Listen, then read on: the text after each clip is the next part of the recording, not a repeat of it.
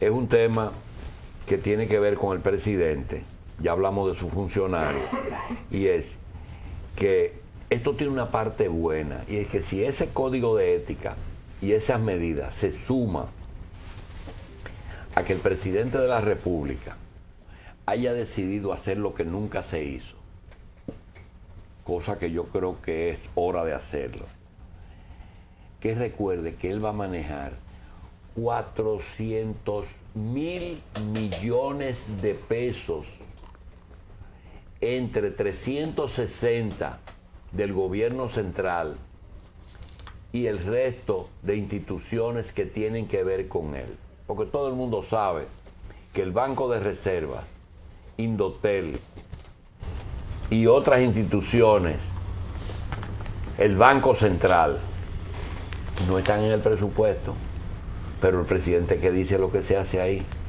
Entonces le quiero decir que si él maneja 40.000 millones de dólares, que es mucho cuarto donde quiera que lo pongan.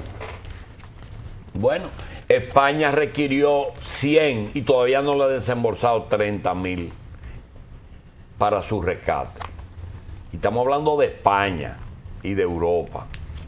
Es decir, que República Dominicana va a manejar este año, con la crisis, 40.000 millones de dólares. Aunque haya un porcentaje alto que se vaya a dedicar al pago de la deuda, aunque haya un déficit de 70.000 que lo ha recibido del gobierno anterior, todavía estamos hablando de que una persona va a disponer, porque aquí todo el mundo sabe que es el presidente, de 400.000 millones de dólares.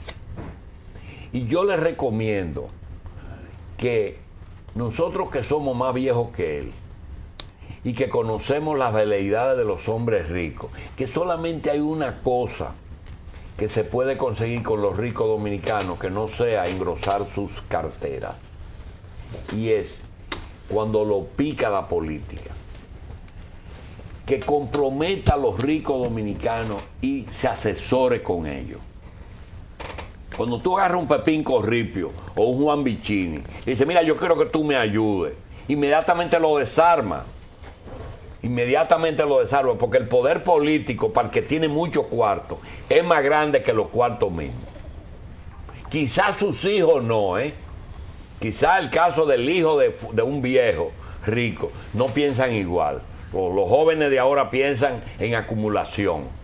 Pero si él agarra a esos dos y le dice, mira, yo quiero que tú me ayudes, porque son 400.000 millones de pesos que va a manejar multiplicado por 4 años. Es decir, que con todo y crisis es mucho cuarto. Y si coge todos los elementos que tienen que ver con una administración sana, que él da señales de esto, de que grano a grano se la llena a la gallina. No lo que dijo un funcionario de que una austeridad no significa nada. Sí, señor, significa algo. Cuando usted quita los celulares, quita unos cuartos. Cuando usted quita que compren vehículos, pero aquí tienen que estar las empresas Miguel Barletta y Villanueva, con los Narri desesperados con esa medida, porque no van a vender una Lexus ni una Jeepeta ni un carro de lujo en 6 meses. Aquí el principal comprador es el gobierno. ¿Quién es que anda en caravana en vehículos nuevos? Es el gobierno. Le ha dado en el cocote. Entonces sí importan las medidas de ese tipo. Los viajes. Usted sabe el relajito ese de los viajes. Aquí hay un embajador que en un país donde había solamente 2 Mercedes, el del embajador de Alemania y el del embajador dominicano, porque cogió al canciller por el cocote y lo hizo comprarle un Mercedes. En un país, de esos países donde hasta andar un Mercedes en la calle es medio apretado. Entonces, señores, yo creo que vamos bien, porque tenemos conciencia de lo que estamos manejando. Y esa repetición no es los principios de Juan Pablo Duarte. Es que aunque parezca una tontería, un código de ética era necesario. Porque ya tú lo puedes reclamar. O ven acá fulano, ¿y qué es lo que tú estás haciendo? Tú tienes un concurso y ese concurso tú lo hiciste amañado y lo lleva a la justicia. Porque ya el presidente le trazó las normas. De manera que de eso vamos a seguir hablando muchísimo. Igual que hay funcionarios que le tenemos una lupa porque están en salmuera. Están en salmuera. Todo el mundo lo sabe que fueron a hacer negocio. Fueron a hacer negocio. Entonces, cuando tú lo veas en Marocha por la mañana con los suplidores y un celular, ¿qué tú buscas aquí? Vete para tu oficina o renuncia. Es decir, tenemos que instaurar esa filosofía. Eso de hacer concursitos por fuera, en los restaurantes, en los desayunos, ya uno se lo sabe. Señores, vamos a conversar con una persona que nos costó trabajo convencerlo de que venga aquí, porque él no quería ir en este momento a los medios. Nosotros tenemos, como dice el canciller de la República, dos tipos de embajadores, los A y los B. Unos son los que trabajan y otros son los que cobran. Hay un grupo de embajadores, dentro de lo que está el embajador en la Santa Sede, el embajador en la India, el embajador en los países árabes, la embajadora en Egipto, que son Giuliani, que son la muchacha Bonetti, Hans Dannenberg, Víctor Grimaldi. Pero hay un embajador que tuvo una experiencia previa en discusiones de tratados y de algunos acuerdos que llegó al país. Y le hemos pedido que venga porque el presidente habló de política exterior y eso no se ha analizado. Nosotros tenemos a Federico Cuello, que está con nosotros, y queremos hablar con él sobre esa parte del discurso del presidente. Federico, bienvenido aquí. Él es embajador en la Gran Bretaña. No tiene que ver con hazaña, ¿verdad? ¿Cómo viste esa parte del presidente?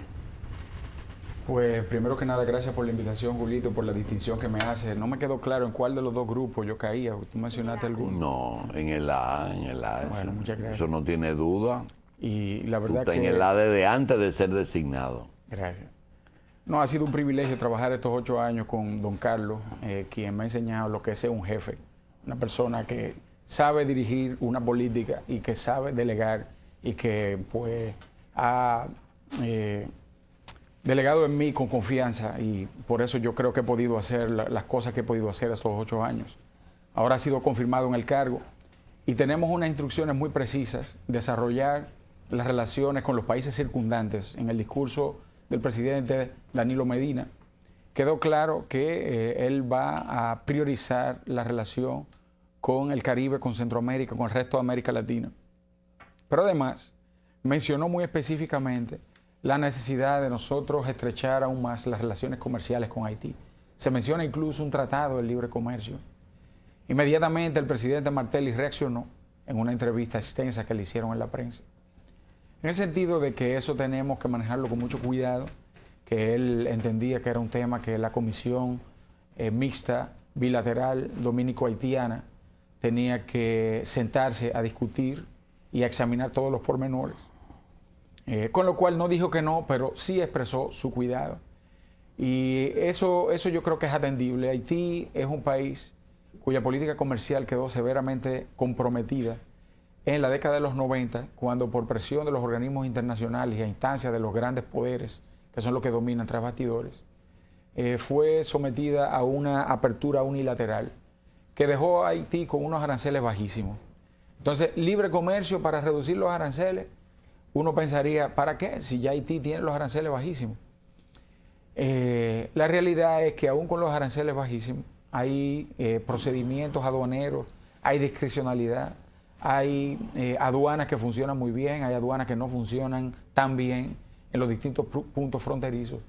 Entonces, más que hablar de reducción arancelaria con Haití, lo que tenemos que hablar es de procedimientos transparentes y con certidumbre, en otras palabras, procedimientos uniformes en la gestión de la relación bilateral con nosotros. Pero ¿para qué? Porque parecería como que el libre comercio es un fin en sí mismo. En los últimos 10, 12 años, 15 años que me ha tocado manejar el tema de las negociaciones comerciales, ha prevalecido otra óptica. El objetivo es el desarrollo económico, el objetivo es que los países eleven su nivel de vida y que el comercio sirva como un instrumento en ese fin último. En el caso de Haití, definitivamente, para la República Dominicana es absolutamente esencial que ese país vecino se desarrolle, genere empleo en Haití para los haitianos y sean capaces de gozar de una seguridad alimentaria que al día de hoy dista mucho de ser una realidad. Pero entrando en detalle, Federico, él habló de un tratado de libre comercio con Haití.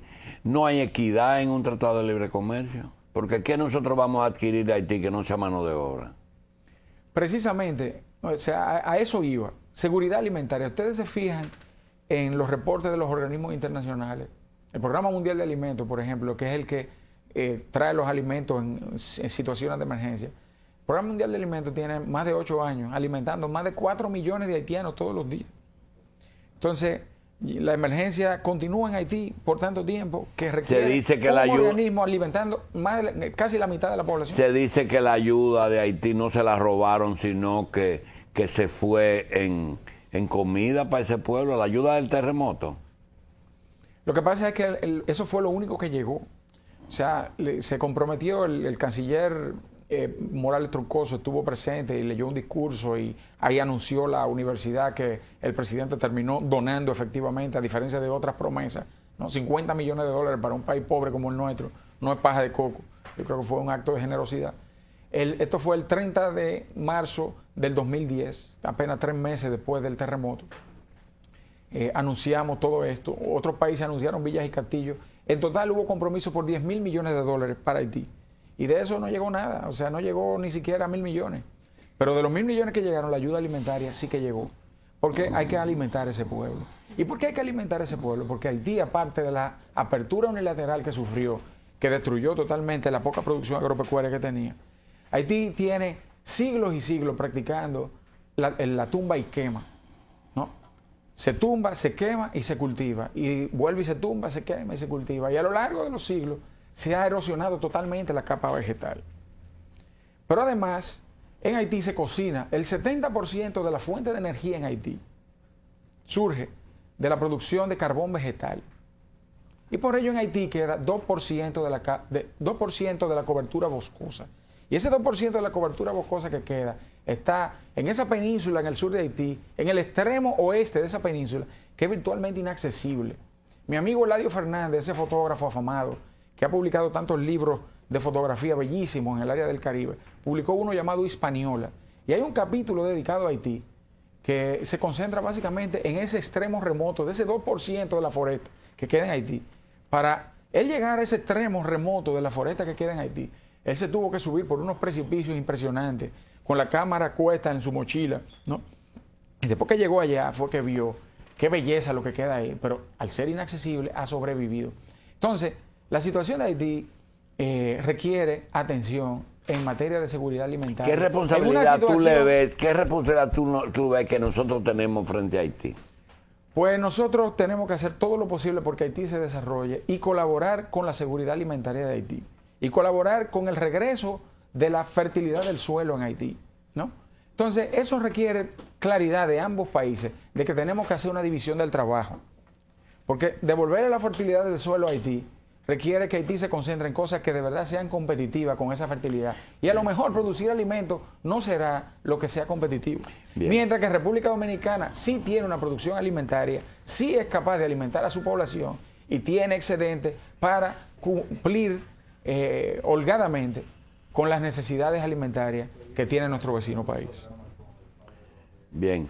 En el caso de los acuerdos que hemos hecho en el pasado con la Organización Mundial del Comercio o el Tratado de Libre Comercio de Centroamérica y República Dominicana, ¿cómo tú has visto, con Estados Unidos, cómo tú has visto que eso se ha producido? ¿Tú encuentras que eso fue mal discutido o eso ya está produciendo su fruto?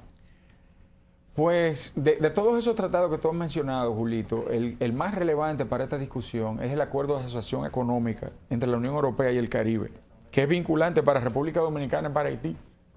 Resulta y viene a ser que en ese acuerdo tenemos que llegar al libre comercio más estrecho que el que ya tenemos con todos los países del Caribe.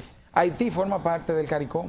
Entonces, lo que ya ahí se dice, yo creo que puede ser el contexto, y así lo cree el canciller, así lo cree el vicecanciller Trullols, con quien hablé extensamente esta semana en su despacho.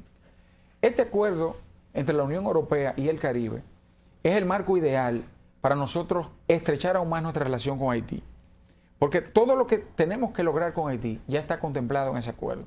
Procedimientos aduaneros transparentes, mecanismos de valoración aduanera consistentes con la Organización Mundial del Comercio, compromisos de liberalización para Europa, ¿no? De Haití con Europa, de República Dominicana con Europa, que son extensivos entre nosotros, ¿no? Por esto de la cláusula de la preferencia regional, que ya está contemplada también. Entonces no tenemos que reinventar la rueda con Haití. Yo creo que lo que hay que hacer es sentarse en la Comisión Mixta Bilateral y examinar aquellas disposiciones del EPA, el Acuerdo de Asociación Económica del Caribe y la Unión Europea, que son relevantes para el caso. Y desde un punto de vista desarrollista, ver cómo aplicamos todo esto para asegurar que todos los haitianos comen con producción de la isla de la Hispaniola y todos los dominicanos seguimos comiendo con producción de la isla de la Hispaniola en condiciones transparentes, diáfanas, que le permitan a Haití recuperar la fertilidad del suelo y especializarse en aquellos productos que puede exportar y generar divisas para ese país que tanto la necesita. Federico, fuera de banano y chocolate y cacao, ¿qué mercados reales tenemos nosotros con la Unión Europea? Tú ayudaste mucho en el acuerdo Claro. de los bananos, ¿verdad? Pues el acuerdo que tenemos con la Unión Europea liberaliza total y absolutamente, sin aranceles y sin cuotas, todo el arancel, todo digamos, la clasificación de partidas arancelarias, el universo arancelario queda clasificado. Entonces, todo lo que nosotros estamos produciendo se puede exportar libremente, siempre y cuando echemos los pesticidas correctos en las cantidades adecuadas, aseguremos que esté libre de plagas. Entonces, ahí hay un aspecto de nuestro propio ordenamiento institucional que mi amigo, que era uno de los negociadores, Luis Ramón Rodríguez, el nuevo ministro de Agricultura, a quien aprovecho para felicitar, pues se aseguró de que quedara adecuadamente. Y Luis Ramón discutió en aquella época como Luis Ramón viceministro. yo era negociador principal de servicios e inversiones. Luis Ramón era negociador alterno de acceso a mercados y productos agropecuarios. Él fue uno de los negociadores del Caribe, nombrado por el Colegio de Ministros del Caribe, ¿no? Igual que yo fui nombrado. Y en representación del Grupo del Caribe, nosotros nos sentamos en la mesa. Entonces Luis Ramón conoce muy bien lo que es la normativa que nosotros obtuvimos, que es la más avanzada de todos los tratados jamás negociados. Entonces él es un buen ministro para eso. Pues él es un ministro que está consciente y que yo estoy seguro que va a corregir muchas de las deficiencias de nuestro sistema regulatorio en materia de exportaciones. Hay un organismo que depende de él, que necesita ser severamente reformado, ¿Cuál? pero con carácter de urgencia. Es uno que se llama Probofex, que es el que aprueba los permisos de exportación. Cuando te aprueban un permiso de exportación, en teoría, tú estás totalmente libre de problemas. Pero resulta que todas las semanas devuelven embarques desde Europa, porque tienen más pesticidas de la cuenta, porque tienen plagas, ¿no? Entonces Probofex tiene que hacer su trabajo, pero lo tiene que hacer no solo con rigurosidad, sino con celeridad, porque se pasan 3 meses para dar un permiso y a los 3 meses ya la mercancía está dañada. Es Entonces, posible. esto es una cuestión de urgencia que los productores me están reclamando como embajador y que es una barrera nuestra que nosotros mismos nos estamos imponiendo al no hacer bien nuestro trabajo. Es posible que se produzcan ahora, como anunció el presidente, a fin de año, los cambios y rotaciones en el cuerpo diplomático. Federico, después de la experiencia que tuviste, primero en lo económico y ahora en lo diplomático y económico, ¿cómo debe ser el diplomático moderno? Para nosotros los que no estamos en diplomacia, pues yo recuerdo que aquí la palabra, ahí hay un hombre, un inglés cobrándote, eso era producto de que en los años 30 el embajador inglés se presentaba al comerciante dominicano y le decía, mira, tú le debes a una firma inglesa un dinero de un Casimir que te mandaron y tú no le has pagado. Es decir, cobraba por su cliente allá. Realmente eso fue evolucionando y hoy no es distinto. Hoy aparece el embajador de España hablando de una planta eléctrica, o el embajador de Estados Unidos hablando de la necesidad de proteger a AES, es decir, o a Barrigol. Realmente, ¿cómo han cambiado los tiempos en cuanto a gestión diplomática? Pues el presidente Medina en su discurso y en sus pronunciamientos de campaña fue claro. Él quiere embajadores que promuevan el comercio y la inversión, que no vayan a los destinos diplomáticos a estar tomando té o acudiendo a la recepción a beber vino. Eso seguro habrá que hacerlo, pero con un claro propósito: promover el comercio y la inversión. Yo desde que llegué a Londres me percaté de que había una clara agenda británica en Santo Domingo, y hay que saludar al embajador británico Steve Fisher y a su predecesor Andy Ashcroft. Hay que saludar la existencia de una Cámara Británica de Comercio sumamente activa, presidida por mi amigo Campo de Moya. O sea, la cosa está muy bien estructurada aquí. Cuando yo llego a Londres veo que no hay nada estructurado para defender la agenda dominicana en Londres, excepto aquel mecanismo excelente y realmente que constituye realmente un privilegio para la República Dominicana, el que tenemos en el Parlamento un grupo parlamentario interpartidario sobre la República Dominicana. O sea, América Latina tiene un grupo de eso, Centroamérica tiene un grupo de eso, el Caribe tiene un grupo de eso, y República Dominicana como país individual tiene un grupo de eso en el Parlamento. Todo un logro de mi predecesor, Aníbal de Castro, que ha sido sumamente útil para nosotros entonces profundizar una agenda dominicana en Londres, y de eso se trata. Nosotros, así como pues estamos conscientes de la presencia británica aquí, nosotros tenemos que incrementar la presencia dominicana en el Reino Unido. Tú sabes que 60% de las exportaciones dominicanas a Europa tienen como destino final el Reino Unido. Es un mercado importante para nosotros. Tú sabes que hay inversiones dominicanas en el Reino Unido. ¿Qué mandamos nosotros al Reino Unido? El principal producto en términos de volumen es banano, sin duda. Es un mercado que construimos desde cero. Nosotros no teníamos presencia en Europa. Y hay más mercado para el guineo. Podemos producir más. Es un mercado infinito, es un mercado que pues, es decir, que la crisis de Europa no afecta a que los europeos coman guineo. El banano es el producto número uno. En el supermercado el banano está ahí de primero, ¿no? Cuando uno entra a los supermercados, yo no sé si ustedes se han fijado en los supermercados europeos, lo primero que se ve en el supermercado son las frutas y los vegetales. Es una sensación de frescura. Todo el mundo sale con un par de guineos en las manos. Y los dos productos más vendidos en los supermercados británicos, eso es así también en el resto de Europa. Los dos productos más vendidos, número uno el banano, número dos las papas, que allá le dicen patata, ¿no?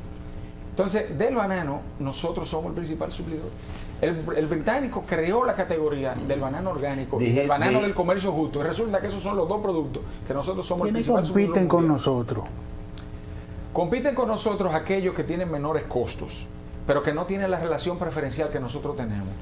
Léase, Ecuador, Colombia, los países que tienen banano en condiciones mucho más competitivas que nosotros. ¿Por qué? Costa Rica, Guatemala. ¿Por qué? Porque tienen terrenos más grandes, porque bueno, tienen variedades que son ellos mismos han desarrollado. Nosotros las variedades que tenemos son buenísimas, pero se desarrollan en otros laboratorios. Entonces nosotros, nuestro propio trabajo de biotecnología tiene que realmente dijiste mejorar. Que hay inversión dominicana en Europa. Tenemos inversión dominicana en Europa. Nosotros tenemos, quizás el caso más señero es la compra por parte del grupo al que pertenece Central Romana del ingenio azucarero de Tate Lyle, que es el ingenio azucarero más grande del Reino Unido. Queda ahí al borde del río Támesis. Romana compró un ingenio. El ingenio Tate Lyle, ¿no? ¿Dónde está? Queda a la orilla del Támesis en Londres. El azúcar de remolacha. Ellos importan azúcar parda del grupo ACP. Y la refina. ¿No? La refina. Pero fundamentalmente en el Caribe, el principal suplidor de azúcar es República Dominicana. Y importan también de Mauricio y de otras islas. Entonces hay inversión dominicana. Tenemos también que Edrington es socio de Brugal. Tenemos también que el grupo Vicini es socio de Pinewood. ¿Qué es eso? Pinewood es el estudio de cine donde se hace la película James Bond, entre otras. Que bueno, cosecha una retahíla de éxitos impresionante todos los años en las premiaciones internacionales.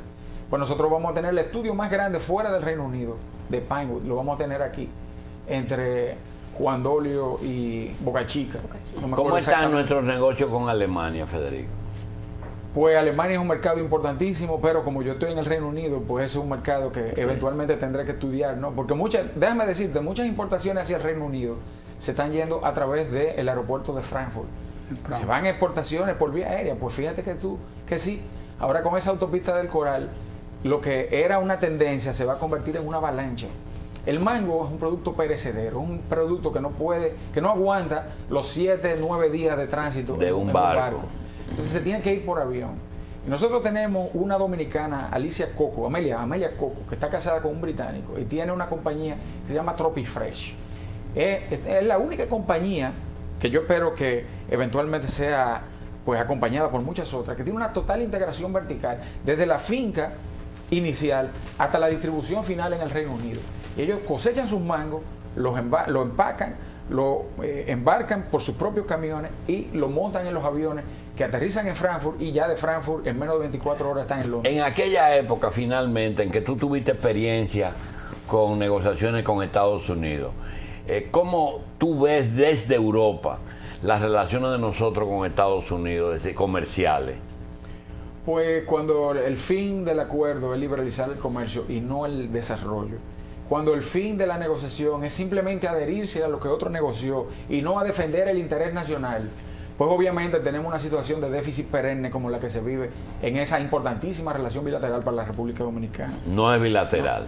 Es bilateral. El tratado es bilateral, pero la relación es más unilateral. Sí, seguro. Sí, con Europa la situación es totalmente diferente. El acuerdo que tenemos con Europa está orientado al desarrollo, por eso el comercio con Europa crece todos los años y la situación no es de déficit, sino de un creciente superávit global en conjunto con Europa. Europa es la principal fuente de inversión extranjera.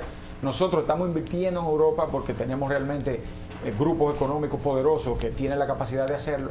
Entonces ahora esa agenda dominicana en el Reino Unido queda potenciada por la celebración de la Semana Dominicana en el Reino Unido. Ya tuvimos 3 días dominicanos en abril, pues el año que viene va a ser una verdadera Semana Dominicana, no solo en Londres, sino en todo el Reino Unido. También en febrero vamos a tener la cena anual del Consorcio de Productos Frescos, que va a estar dedicada a la República Dominicana como país invitado. ¿Dónde? Esto va a ser en Londres, en el Hotel Savoy. Bien. Y por ser país invitado, el Consorcio de Productos Frescos se va a pasar un año entero desarrollando su cadena de distribución para la República Dominicana. Tú me preguntabas, en el pasado trabajábamos para el inglés, sí, ¿no? En el presente y en el futuro, el inglés va a trabajar para nosotros. Nosotros vamos a desarrollar relaciones de largo plazo en condiciones muy diferentes de las que se habían negociado antes. Federico, ¿cómo ven los ingleses la posición que a veces vimos nosotros como una terquedad cuando ellos no quisieron meter su libra esterlina en la Unión Europea, y hoy parece que se está desarmando el euro? ¿Fue eso, hoy ellos lo toman como una buena medida o realmente fue un error? Ellos están felices de la decisión que tomaron. Yo el otro día me encontré con el que era el ministro de Hacienda británico cuando se negoció la exclusión británica del euro. El exministro Norman Lamont, miembro de la Cámara de los Lores. Conversé ampliamente con él en la recepción del Día Nacional de Francia, el 14 de julio, en la residencia del embajador francés en Londres.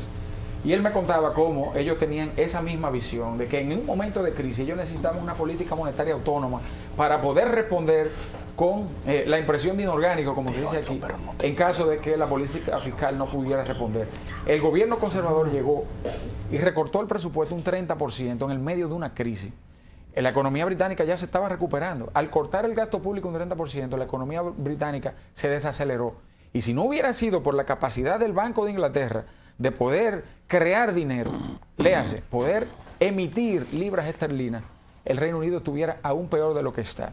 En consecuencia, la decisión de excluirse de la zona euro le ha preservado su autonomía de política monetaria en este momento de crisis, en el cual pues aquellos países como España están sometidos, ¿no?, a una camisa de fuerza al no poder tener una política monetaria autónoma. Bien, vamos a dar las gracias a Federico Cuello Camilo, que es nuestro embajador en Gran Bretaña, por habernos traído esas palabritas, pues que nos ayudan mucho a entender cosas que desde aquí a veces no percibimos. Federico, gracias, y te vamos a desear que continúes cosechando éxitos en tus funciones. Gracias.